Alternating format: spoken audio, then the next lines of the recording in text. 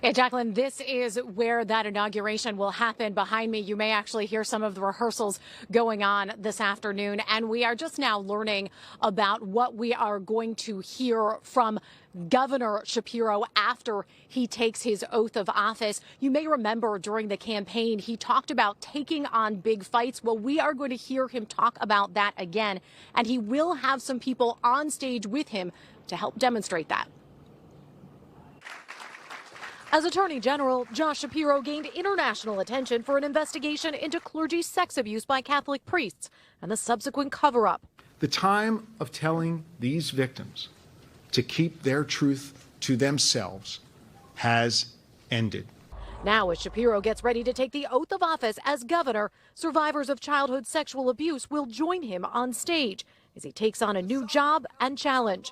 Shapiro, who spent Sunday in Philly highlighting service for Martin Luther King Jr. Day, will be sworn in Tuesday as Pennsylvania's 48th governor. It's a job that follows a path from the state legislature to Montgomery County commissioner to a November victory. The Democrat is coming into office at a time when his reach across the aisle reputation will be put to the test. In the State House, a special session to help those very victims of childhood sexual abuse he championed stalled amid politics and a power struggle. How are you going to get things moving? What will your role be? We're going to hit the reset button when it comes to the relationship between the executive branch and the legislature. And I'm going to use whatever power and influence I have to get the legislature to work effectively with one another again. Shapiro has spent recent months building an administration that includes both Democrats and Republicans. Cabinet nominees, including former City Commissioner Al Schmidt, tapped to head up Pennsylvania elections, will need Senate confirmation. But Shapiro can take some actions alone. What are the actions that you are going to be taking in the first hours, the first days as governor?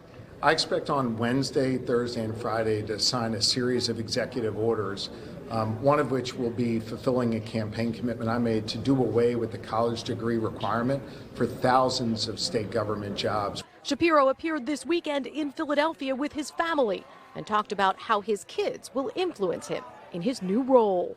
Well, I mean, they keep me real, I'll tell you that. And they always put me in my place.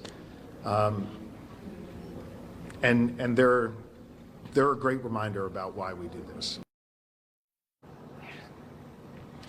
Shapiro said his children have had a lot of blessings in their life, and he wants to see all children have the same opportunities. Now, I mentioned some of the people who will be on stage with him tomorrow. There is a whole list of others, and they include some parents who have lost children to gun violence, a small business owner from Lancaster County, and also the widows of 2 state troopers who were killed in the line of duty last year. Live in Harrisburg, I'm Lauren Mayk, NBC 10 News.